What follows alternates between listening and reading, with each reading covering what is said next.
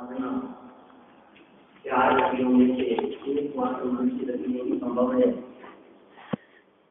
क्योंकि देव तो विषयासक्त हैं, नार की तीव्र दुखों से संतप्त हैं और तिर्यंश विवेक रहित हैं। इसलिए मात्र मनुष्य जन्म ही ऐसा है जहाँ तप किया जा सकता है। इस तरह तप करने की प्रेरणा देते हुए फिर कहा, इन तपों में भी जो ध्यान नामक तप कहा गया है वो मुक्ति का निकटतम साधन है। निकटतर निकटतम माने सर्वाधिक निकट। मुक्ति प्राप्ति किससे होगी? पर ध्यान से ही होगी। डायरेक्ट यदि कोई साधन है और इसमें किसी तरह की कोई बीच में गड़बड़ी नहीं है, अंश अनुनोदर आदि कितने हो या न होवे, ये तो अनिवार्य साधन है। और इस ध्यान से मुक्ति बिल्कुल नजदीक दिखाई देती है। ध्यान और मुक्ति के बीच में कितनी दूरी है, तो आचार्यों ने अंतर्मुख की दूरी कही है। बशर्ते कि ध्यान सच्चा हो, त्रिकाली ध्रुव का अवलंबन लिए हुए हो और उस अंतर्मुहूर्त में ध्यान से विचलित ना हो, तो वो डायरेक्ट मुक्ति की प्राप्ति कराने वाला होता है। माने ध्यान में वो सामर्थ्य है कि वह अंतर्मुहूर्त में ही परमात्मा बना देंगे। ये साहब ऐसा ध्यान करने के लिए तो बहुत कुछ त्याग करना पड़ेगा। तो कहा, खोने के लिए तो कर्म मात्र है, पाने के लिए तो अनंत सुख है। छोड़ने के लिए माने कर्म कहे और कष्ट और तकलीफ कितनी कही? मात्र ध्यान, मात्र चरण स्पर्श का ध्यान। इतना सा चित्त में ध्यान हो, उससे वो ध्यान हो जाता है। 112 नंबर का ये श्लोक है। ये मूल श्लोक कल हमने यहाँ पढ़ा है। एक बार श्लोक पढ़ लेते हैं, फिर उसके अर्थ से बात करेंगे हिंदी पद्यानुवाद से। 112 नंबर पेज। त्रिभुवन गुरु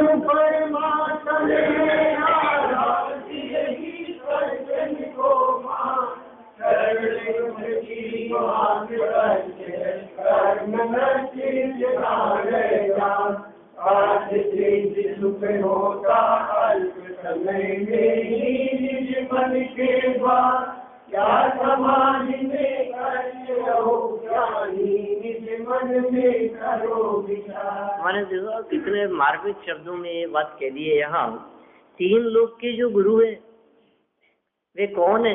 कि परमात्मा है। त्रिभुवन गुरु परमात्मा है। तीनों लोगों के गुरु माने गुरुओं की भी गुरु कौन है? कि परमात्मा है, परमात्मा है। त्रिभुवन गुरु परमात्मा है और सज्जनों को के लिए आराध्य है, मान्य है।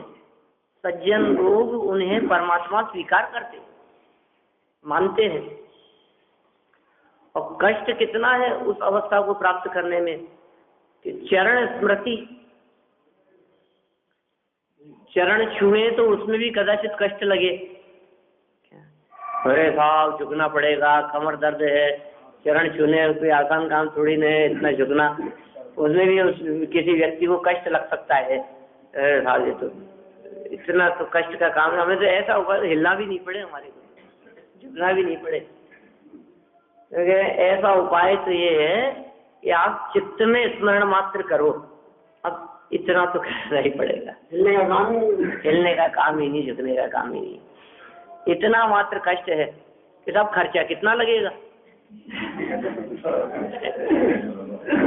आखिर वो चीज मिलेगी। हमने कोई फैसिलिटी, कोई सुविधा की बात करी है और कोई गजब सुविधा बतलाई है आपको, आपके घर के लिए, और आपका मन उस सुविधा को प्राप्त करने के लिए लालायित हो रहा है, तो लेकिन तुरंत ये प्रश्न खड़ा होता है कि इस सुविधा में खर्चा कितना लगेगा, ये तो बताओ। हमारे साहब ये ऐसी मशीन आई है, इस मशीन से ऐसा काम हो सकता है। आपको बहुत जबरदस्त, इतनी जबरदस्त सुविधा मिलेगी आपको कि ये बतलाओ उसको लाने में, उसकी फिटिंग कराने में और उस सब में खर्चा कितना लगेगा। तो कहा है हम जिस परमात्मा अवस्था की बात कर रहे हैं, इस परमात्मा अवस्था में अनंत सुख मिलता है, सारी टेंशनें मिट जाती है, सारे जगत के जंजाल मिट जाते हैं, और जो दुख मिटता है वो दुख परमानेंट मिट जाता है। अभी तो तकलीफ मिटेगी ही और भविष्य में तकलीफ दोबारा उत्पन्न न होगी, इस बात की गारंटी सहित वो आनंद मिलेगा। ये खर्चा कितना होगा ये बताओ आप, तो हम तैयार हैं, डन करो अभी बतलाओ, लेकिन पहले पैसा कितना लगेगा। कहते हैं भैया व्यय करने के लिए तो क्या है, कर्म नष्ट इतना व्यय जान, और कोई पैसे वैसे के खर्चे की बात नहीं है। कोई गिफ्ट विफ्ट देनी पड़ेगी, कोई टेबल के ऊपर से कि नीचे से ऐसा कुछ नहीं है, एक्स्ट्रा खर्चा कुछ नहीं है। तो क्या है, एक कर्म नष्ट, मात्र इतना ही खर्चा है। अब जो कर्म तुम्हारे पास में बैलेंस है और जिनका तुम्हें कुछ करना भी नहीं, न वो कर्म को तुम खाते हो, न कर्मों को तुम वही तुम्हारे यूज में आते हैं, बस जो भी तुम्हारे वो कर्म बंधे हुए हैं उन कर्मों का नष्ट हो जाना, इतना ही खर्चा है। कि चलो कोई बात नहीं, ये सब ठीक है, लेकिन एक बार बता दो कि मिलता क्या है। परमात्म दशा मिलती है ये तो तुमने कह ही दिया था, फिर भी कह दिया साध्य की सिद्धि, सर्व साध्य की सिद्धि और सुख हो जाता है। कितने समय करना पड़ेगा ये ध्यान, कितने समय के लिए करना पड़ेगा ये प्रयास, अल्प समय के लिए। ये करेंगे कैसे साहब, हमको तो आता नहीं है, हमने तो कभी किया नहीं है, हमारे पास में ऐसे साधन नहीं है जिनसे ये काम किया जा सके। तो ये कह रहे हैं निज मन के द्वार, इस कार्य को करने के लिए जिस चीज की जरूरत होती है वो चीज तुम्हारे पास नहीं है। कि साहब आप ये रसगुल्ले बनाने तो सिखा रहे हो क्या, लेकिन हमारे पास में वो साधन नहीं है। आप डोसे बनाना तो सिखा दो, लेकिन उसका तवा नहीं है, कैसे बने। इडली बनाना तो आपने सिखा दिया, बहुत अच्छी है, लेकिन उसके वो जो है ना क्या, अब आप ये सब जो बात कह रहे हो कि परमात्मा बन जाओगे और ऐसा ऐसा सुख मिलेगा और बहुत आराम से हो जाएगा और तुम कर भी सकते हो और अल्प समय में हो जाएगा और अनंत सुख मिलेगा, लेकिन साहब उसके लिए जो साधन चाहिएंगे वो हमारे पास में नहीं है। कि घबराने की बात नहीं है, हम ऐसी विधि बताएंगे, ऐसा साधन बतलाएंगे जो साधन तुम्हारे पास नहीं होगा।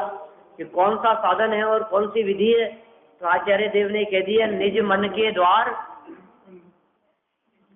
आपके मन के द्वारा ही ये काम हो सकता है, आपके चित्त और आपके उपयोग के द्वारा ही उसकी प्राप्ति संभव है। आपको कहीं जाने की जरूरत नहीं है, कहीं भटकने की जरूरत नहीं है, किसी प्रकार के बाहरी साधन की जरूरत नहीं है। माने रंच मात्र भी किसी बाह्य वस्तु की पराधीनता जहां नहीं है, ऐसी चीज की हम बात कर रहे हैं। रंच मात्र पराधीनता नहीं है, उठने की पराधीनता नहीं है साहब, घर वालों का सहयोग थोड़ा सा, जरूरत ही नहीं है ना घर वालों का सहयोग। कि नहीं साहब हम तो कब के मुक्ति चले जाते, कि थोड़ा सा घर वाले साथ दे देते ना,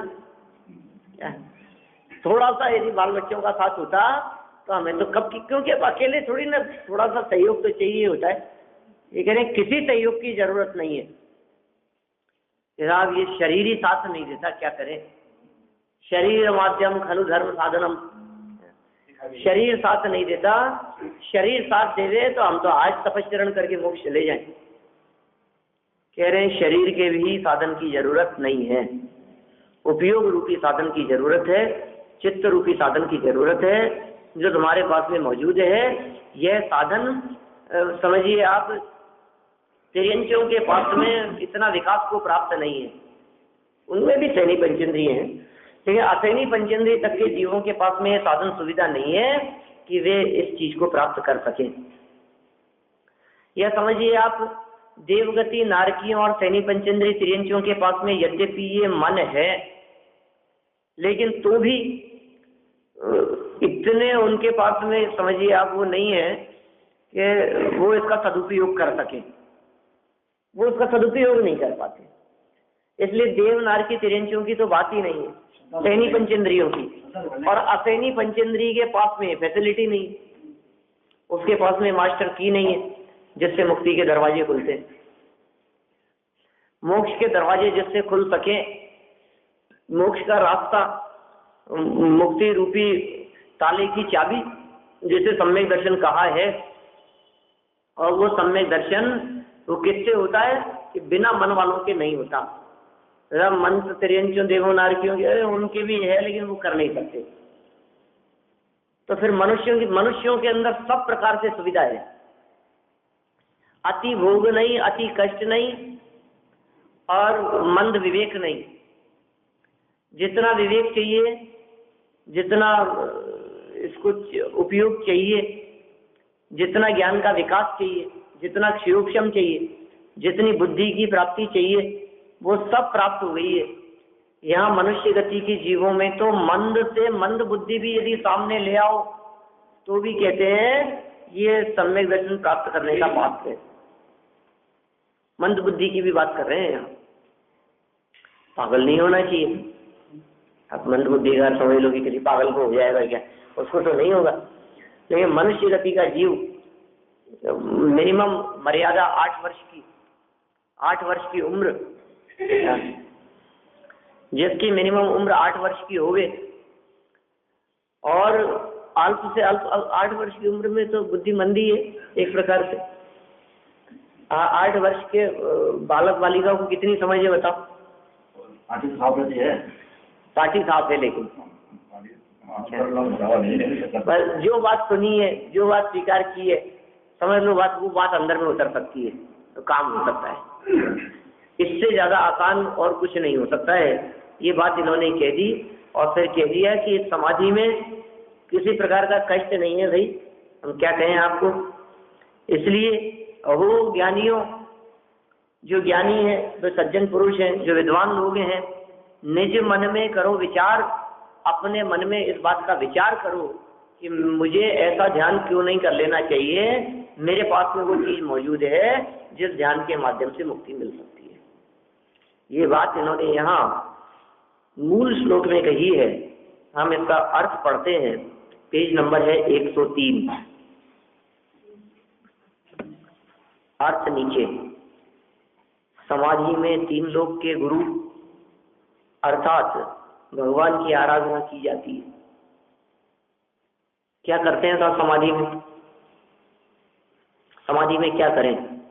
ध्यान के ध्येय की बात कर रहे हैं ये। समाधि का विषय और समाधि का फल क्या होगा, ये हेडिंग दी है यहाँ। तो समाधि का विषय क्या है, ध्यान का ध्येय क्या है? बोले भगवान की आराधना की जाती है, परमात्मा की आराधना की जाती है। परमात्मा की आराधना का मतलब वीतरागता की आराधना की जाती है।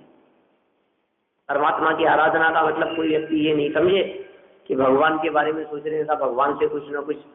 अरे भगवान की आराधना का मतलब कोई कुछ नहीं दे सकता है, इसका नाम है परमात्मा की आराधना। किसी से हमारा कोई प्रयोजन नहीं सधता है, इसका नाम है वीतरागियों की आराधना। मैं हूं अपने में स्वयं पूर्ण, इसका नाम है परमात्मा की आराधना। सिद्धों की आराधना का मतलब क्या है? सिद्धों की आराधना का मतलब सिद्ध स्वभाव भगवान आत्मा की आराधना, अपने स्वभाव की आराधना, इसका नाम है सिद्धों की आराधना। तो जो परमात्मा की आराधना की बात कर रहे हैं, कैसे कि मम स्वरूप है सिद्ध समान, मेरा स्वरूप सिद्धों के समान है, सिद्धों में और मुझ में कोई फर्क नहीं है। जो जान दे अरहंतम दवत्त गुणत्व पज्जयते हैं, सो जान दे अपाणम मोह फल जारी तत्लयम। जो अनंत परमात्मा को द्रव्य गुण पर्याय से जानते हैं, अपनी आत्मा को जानते हैं, और जो अपनी आत्मा को जानते हैं उनका मोह नाश को प्राप्त हो जाता है, उन्हें अल्पकाल में मुक्ति मिल जाती है। समाधि में 3 लोक के गुरु, 3 लोक के गुरु, जैसे गुरु कौन होंगे? आप कितने विद्यार्थियों के गुरु हो साहब? आपने कितनों को पढ़ाया है? एट ए टाइम 50 विद्यार्थियों के गुरु एक समय में। बड़ी क्लास हो 70 हो जाएंगे, 60-70 से ज्यादा तो नहीं होते। अरे नहीं साहब, ये तो एट ए टाइम की बात कर रहे हो आप, चलो कोई बात नहीं, लेकिन दिन भर में तो हम 300 विद्यार्थियों को पढ़ाते हैं। 6 पीरियड लेते हैं, 350 विद्यार्थियों को पढ़ाते हैं। एक दिन की क्या बात करो, हम 30 साल हो गए पढ़ाते हुए, तो गुणा कर लो आप कितना होगा। एक व्यक्ति अपने जीवन में कितनों का गुरु हो सकता है। ये कह रहे हैं हजारों के गुरु हैं, उसकी बात नहीं चल रही है यहाँ। लाखों करोड़ों के गुरु है, उसकी बात नहीं चल रही है। सर्व मनुष्यों के गुरु है, इतना भी नहीं। सर्व तिर्यंच देव नार की 3 लोक के जो गुरु हैं, गजबी हुई सर, ऐसे कैसे गुरु हो सकते हैं 3 लोक के गुरु। ये बात कुछ गले नहीं उतरती। कैसे गुरु है, किस किस को पढ़ाते होंगे जी? अच्छा, अपने जो परमात्मा है, ये परमात्मा नरक में जाके भी पढ़ाते होंगे क्या किसी को? नरक में जाके पढ़ाते हैं भगवान? नारकियों के गुरु कैसे हो सकते? तिर्यंच गति के जीवों को पढ़ाते होंगे, उनकी भी क्लास लगती होगी। ऊर्ध्व लोक में कदाचित देवों का गुरु मान लिया जाए। हमको तो पढ़ाया नहीं परमात्मा ने। अरे भैया, परमात्मा के माध्यम से जो बात कही जाती है, वो बात जिस गति का जीव जिस अवस्था में स्वीकार कर ले, उस अवस्था में उसका दुख मिट जाता है। सबके गुरु है, जीव मात्र के गुरु है। जीव मात्र के प्रति करुणा और दया का उपदेश जिन्होंने दिया है, जीव मात्र के कल्याण का उपदेश जिन्होंने दिया है, जीव मात्र के गुरु है। किसके गुरु नहीं है? गुरु कौन? जो शिष्य का भला चाहे। गुरु कौन? जो शिष्य को संकट से बचाए। जो जिसको संकट से बचाता है वो उसका गुरु है। गुरु कैसे कहते हैं? कौन किसका गुरु? जो जिसको संकट आपत्ति विपत्तियों से बचाए वो उसका गुरु। तो 3 लोक के जीवों को भव जले पततम जना नाम, संसार समुद्र में डूबते हुए जीवों के लिए आलम्बन स्वरूप है आदिनाथ भगवान। आप ही भव जल, सारे संसार समुद्र जितने लोग डूब रहे हैं, जितने लोग डुबकी लगा रहे हैं, सबके लिए आप कहते हैं गुरु हैं आप, सबके लिए। 3 लोक के गुरु अर्थात भगवान की आराधना, वो आराधना की जाती है। इस प्रवृत्ति की सराहना संतों द्वारा की गई है। माने ये जो प्रवृत्ति है, इसकी प्रशंसा दिगंबर संतों के माध्यम से, मने राजों के माध्यम से की गई है। समाधि में भगवान के चरण स्मरण करने का ही क्लेश है और कर्मों का उत्कृष्ट रूप से क्षय होता है, बस इतना ही खर्चा है। जबकि थोड़े ही काल में मात्र मन के साधन से मोक्ष सुख की साधना का फल प्राप्त होता है। देखा आपने क्या बात कह रहे? 3 लाइनें कितनी मार्मिक कह दी है। चरण स्मरण करने का ही क्लेश है, इतना ही कष्ट है। माने ध्यान लगा, थोड़ा ध्यान लगा है, भाव से चल जाएगा। वो तो पता है क्या भजन तो ऐसा उल्टा सीधा बोलते हैं उधर, थोड़ा ध्यान लगा प्रभु और दौड़े चले आएंगे, हैं प्रभु और आएंगे दौड़े चले। वो तो यही होगा। कैसे कैसे जो उल्टे सीधे भजन बन जाते हैं पता नहीं। अन्य लोगों के जो, हाँ बिल्कुल, फिल्मी गानों से उठा लेते हैं, अन्य मतियों के उनसे उठा लेते हैं। कुछ नहीं, वीरा दौड़े चले आएंगे, महावीरा चले आएंगे, चले आना महावीरा चले आना। कहाँ बुला रहे हो? अच्छा बताओ कहाँ बुला रहे हो? यहाँ पर 15 मिनट तुम ही चल दोगे, वो यहाँ आएंगे तो मिलोगे ही नहीं।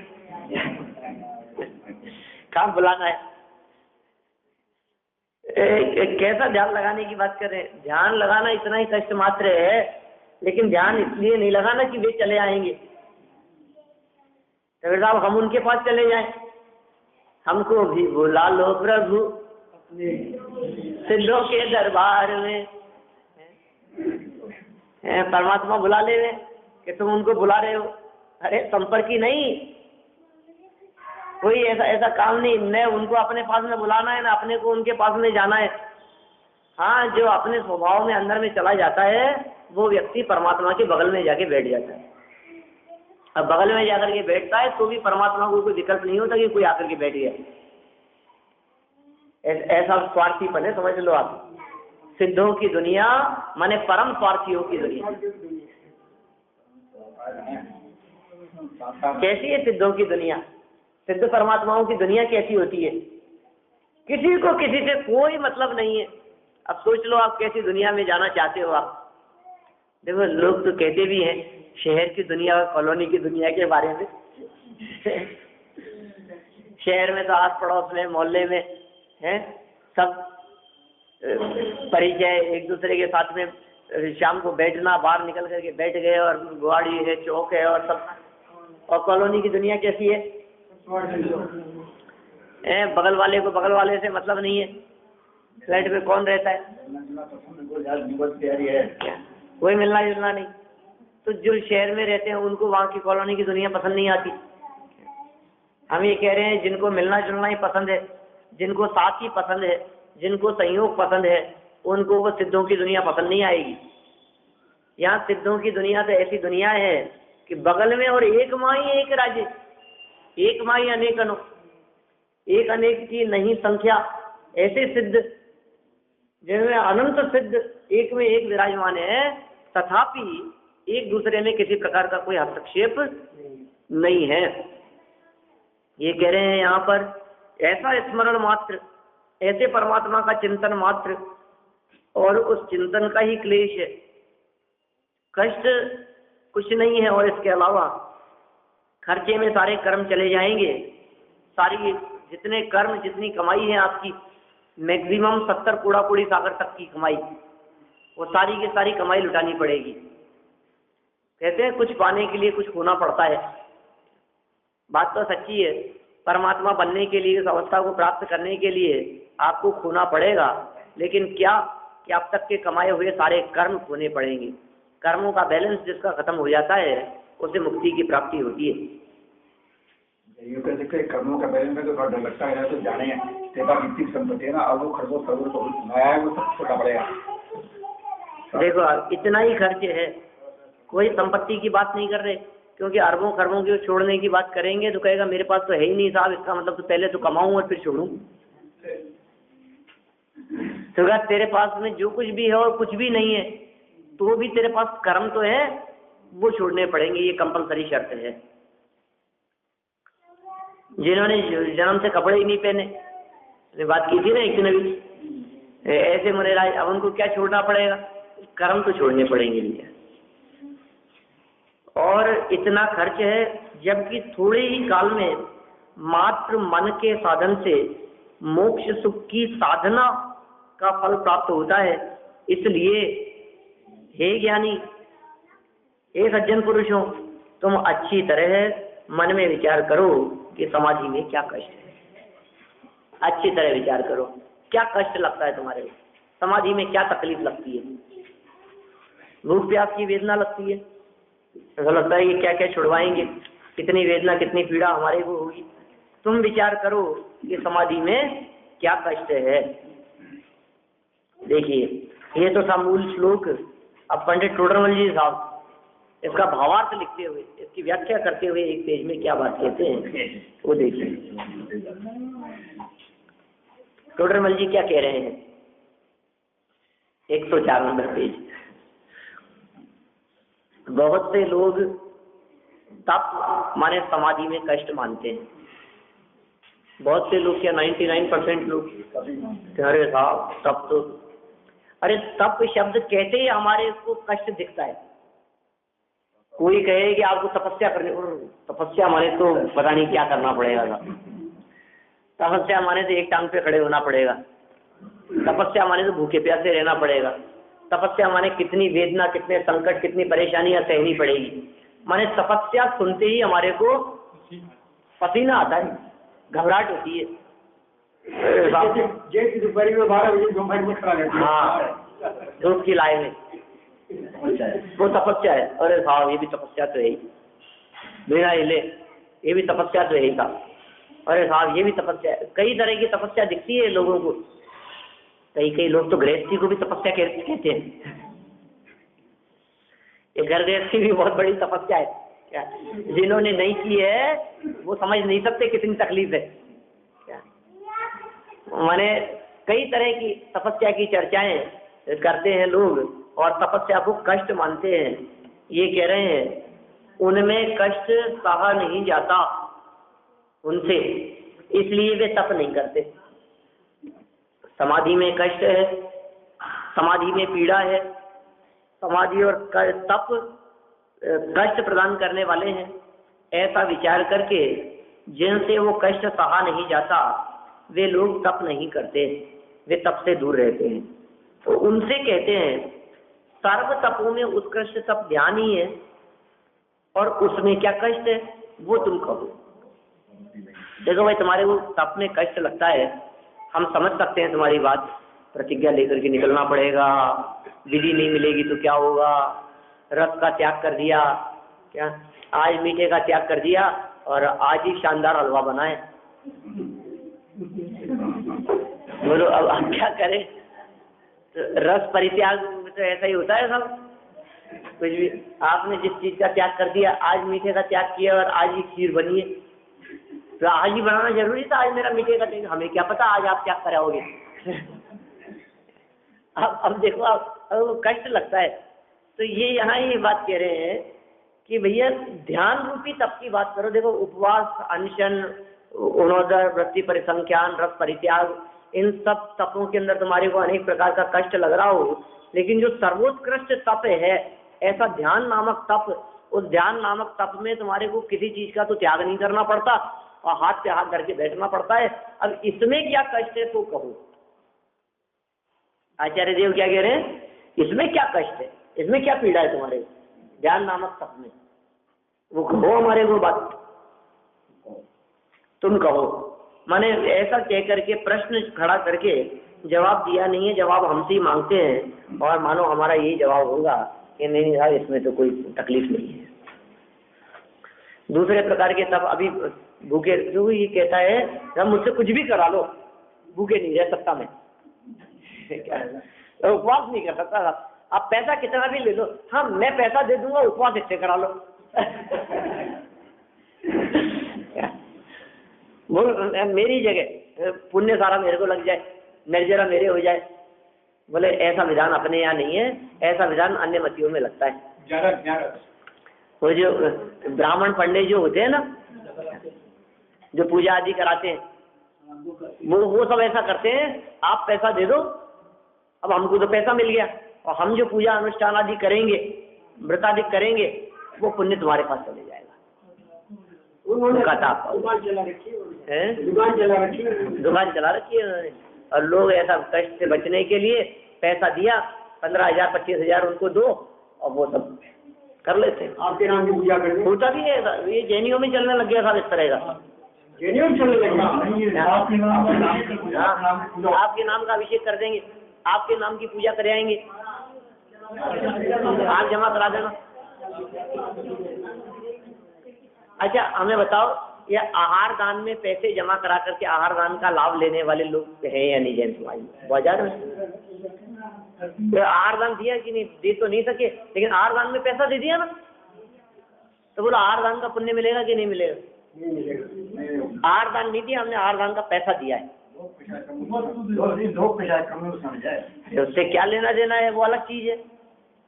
अभी एक में दूसरे को क्यों मिलाते हो? पैसा दिया है वो अलग चीज है, हम तो ये कह रहे हैं आहार दिया कि नहीं दिया। आहार तो नहीं दिया, पैसा दिया है उसके लिए, तो पैसा दिया है तो पैसा देने का फल मिलेगा, आहार देने का फल नहीं मिलेगा। ये बात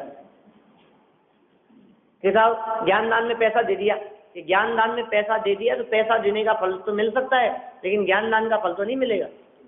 जैसा काम वैसा अंजाम, जैसा काम वैसा अंजाम। तो आप सोचिए आप क्या हो सकता है उस संदर्भ में। हम यहाँ ऐसे जो दान की बात सोचते हैं, ऐसे जो अनुष्ठान की बात सोचते हैं, अरे कई जगह पर ऐसे होते हैं, विधान आदि आयोजन कराते हैं, पूरा खर्चा उठाते हैं, अरे साहब हम इतने घंटे बैठ नहीं सकते, हमारी जगह आप ही बैठो, सामग्री आप ही लाओ, पूजा दो आप ही, विधान आप ही करो, बैठ कर आप ही पूजन करो और बस। कई जगह ऐसा होता है, हमें तो पूजा वूजा करना आता नहीं है, आप ही करा लेना, बस हमारे नाम से एक विधान कराना है, हमारे को तो शांति विधान, तो वही शांति। ये कह रहे हैं उन सब बातों की बात नहीं कर रहे हैं हम तो सिर्फ इतनी बात कह रहे हैं, ध्यान नामक तप की बात कर रहे हैं। इसमें तुम्हारे को कोई कष्ट हो तो बतलाओ, इसमें कोई पीड़ा हो तो बताओ, हमें नहीं लगता कि इसमें कोई व्यक्ति पीड़ा की बात करेगा, कष्ट की बात करेगा। किसमें? तो अनुमोदना का फल तो मिलेगा, ठीक है ना। आहार दान की अनुमोदना, अब उसमें भी कितनी अनुमोदनाएं हैं, बस हर चीज परिणामों के ऊपर है, कितनी मात्रा में है। आप आहार नहीं दे सके, आप वहाँ जा नहीं सके, जा नहीं सकते हैं, ऐसी परिस्थिति अलग है। जा सकते हो तो परिस्थिति अलग है, स्वास्थ्य खराब हो तो परिस्थिति अलग है। नहीं, आपने प्रशंसा, अरे प्रशंसा और अनुमोदना करके पुण्य कमाने के लिए पैसा देने की जरूरत नहीं होती। वो तो चारों पशु ऋषभदेव के साथी, बोलो आप, इतने मात्र के अंदर उन्होंने आहार दान का फल प्राप्त कर लिया, बोलो आप, है कि नहीं? कहानी अनुमोदना से कहानी है, प्रतिमानुयोग का प्रसंग है। माने ये तो अनुमोदना का फल तो बिना किए हुए हो जाता है। ये तो ऐसी चीज है, ये बहुत जबरदस्त चीज है। जैन दर्शन में अनुमोदना नाम की एक ऐसी चीज है कि हल्दी लगे ना फिटकरी।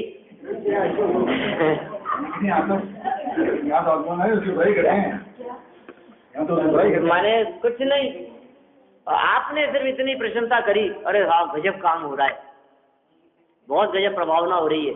अरे देखो आप छोटे छोटे मुनिवर, छोटे छोटे से विद्वानों को देख करके, अरे हाँ क्या गजब, देखो आप, ये तो यहाँ से तो काम जबरदस्त होता है साहब।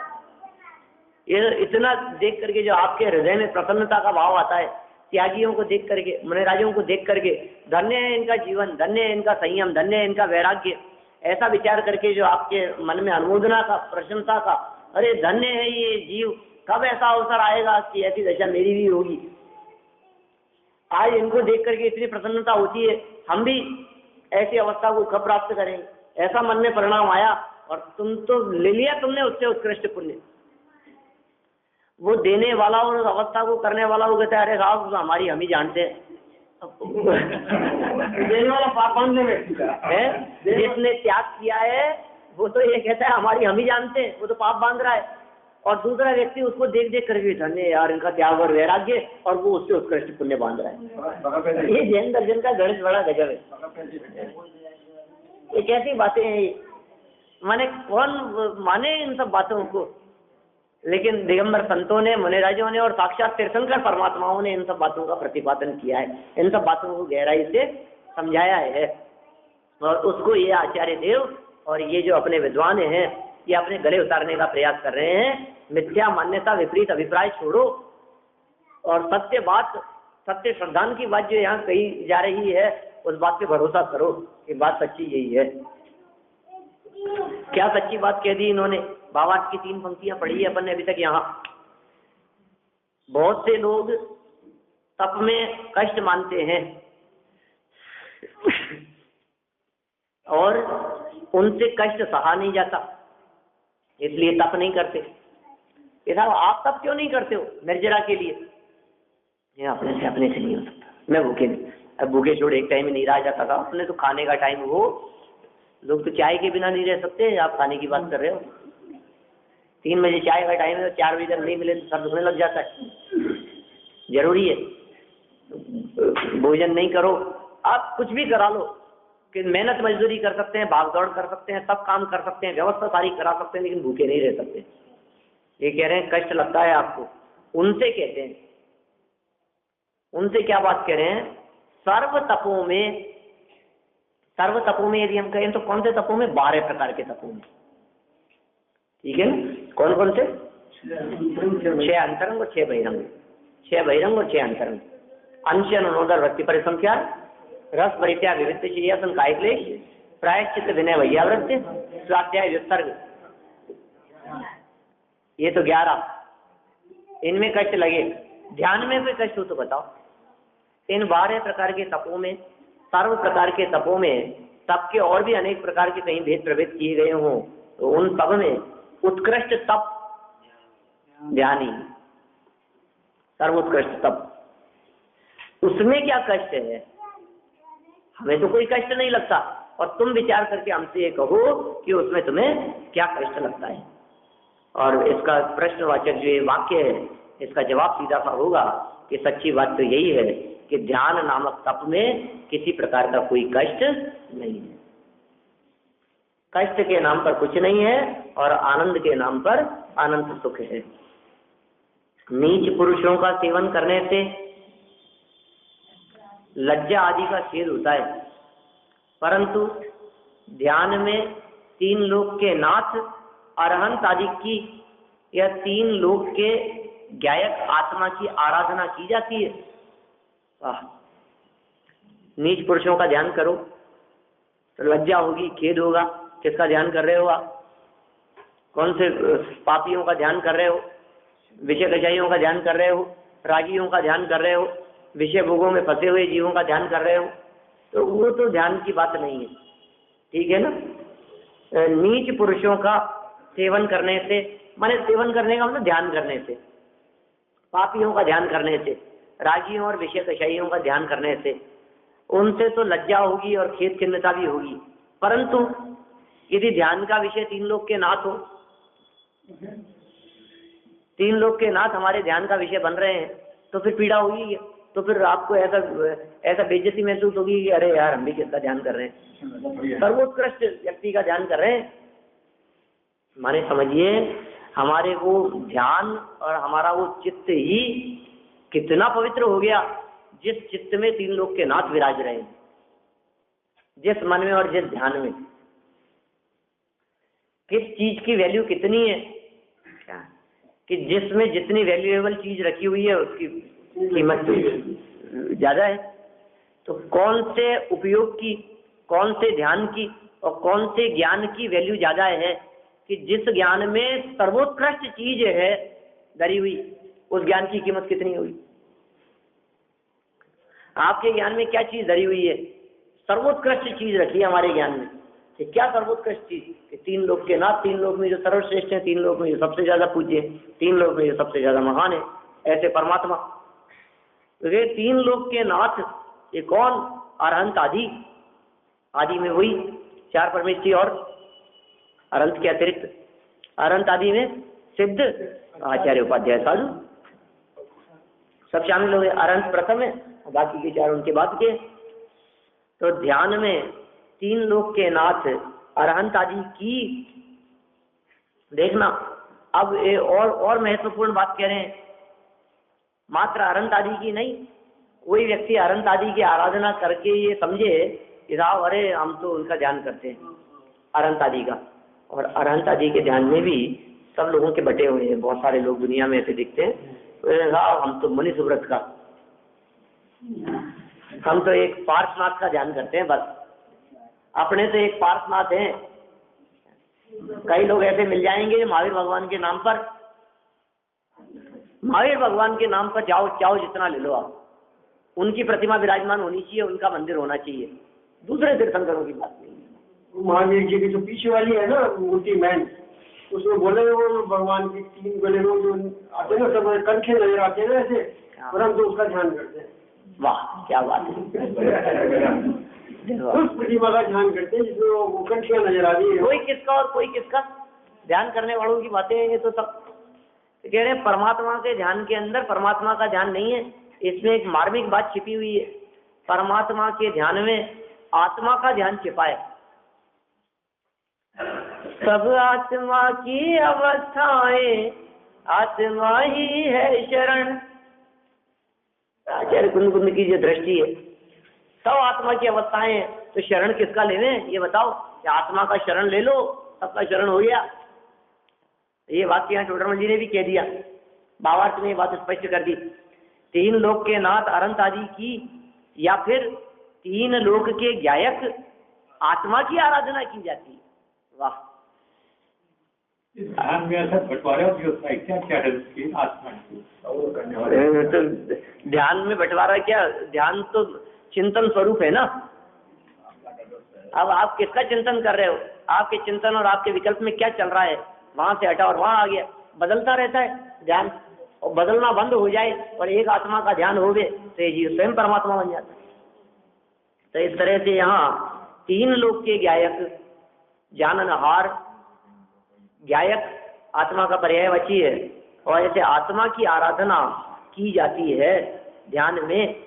माने देखिए ऊपर तो ध्यान करने में कष्ट नहीं है, ये बात कही थी, और फिर किसका ध्यान किया जाए ये बात यहाँ कह दी गई है। और फिर आगे और इसी संदर्भ में व्याख्या की है विस्तार से। ये जो पंक्तियां टोडरमल जी के माध्यम से लिखी गई है, तो ये मार्मिक श्लोक है कि चर्चा अपन कल और विस्तार से करेंगे। आज का अपना समय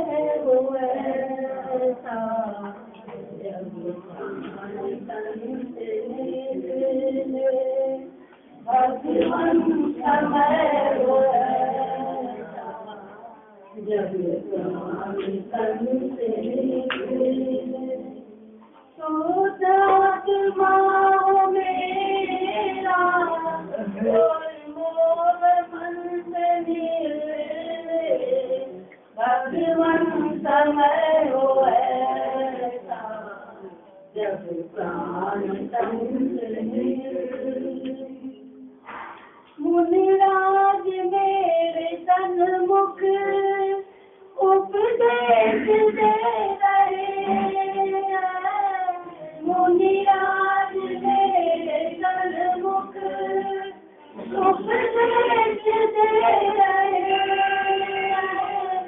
उपदेश सुन कथाएं मेरे बसंत मिले, भगवान समय हो ऐसा भगवान संत निकले, तो जात मानो मेरा और मोर मन से निकले, भगवान समय हो ऐसा जब प्राण संत निकले। सातों व्यसन को तज कर मैं काम क्रोध छोड़ूं, सातों व्यसन को तज कर मैं काम क्रोध छोड़ूं, माया लोग मेरे अंतःकरण से निकले, भगवान समय हो ऐसा जब प्राण संत निकले, तो जात मानो तेरा और मोर मन से निकले, भगवान समय हो ऐसा जब प्राण संत निकले। तेरी शांति छवि निहारूं मेरे हृदय के भीतर, तेरी शांति छवि निहारूं मेरे हृदय के भीतर, तो ज्ञान समाधि केवल आदित मुख से निकले, भगवान समय हो ऐसा जब प्राण संत निकले, तो जात मानो मेरा और मोर मन से निकले, भगवान समय हो ऐसा जब प्राण संत निकले। एकाग्र चित्त से मैं करता हूँ ध्यान तेरा, एकाग्र चित्त से मैं करता हूँ ध्यान तेरा, अरिहंत नाम हरदम मेरे वचन से निकले, भगवान समय हो ऐसा जब प्राण संत निकले, तो जात मानो मेरा और मोर मन से निकले, भगवान समय हो ऐसा जब प्राण संत निकले। पूरे ये भाव दिल के प्रेमी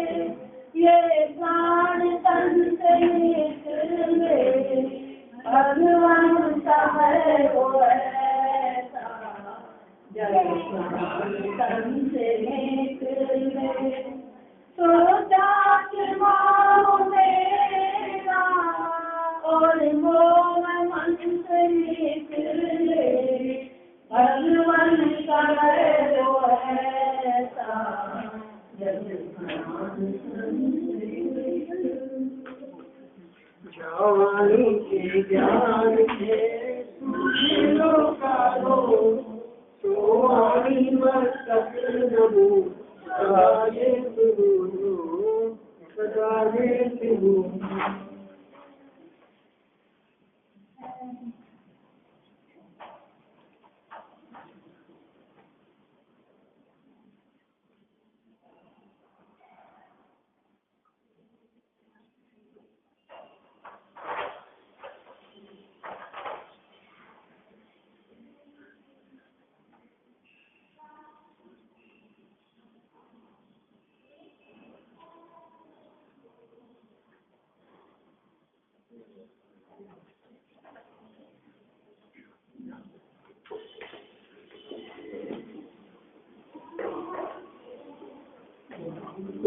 शांति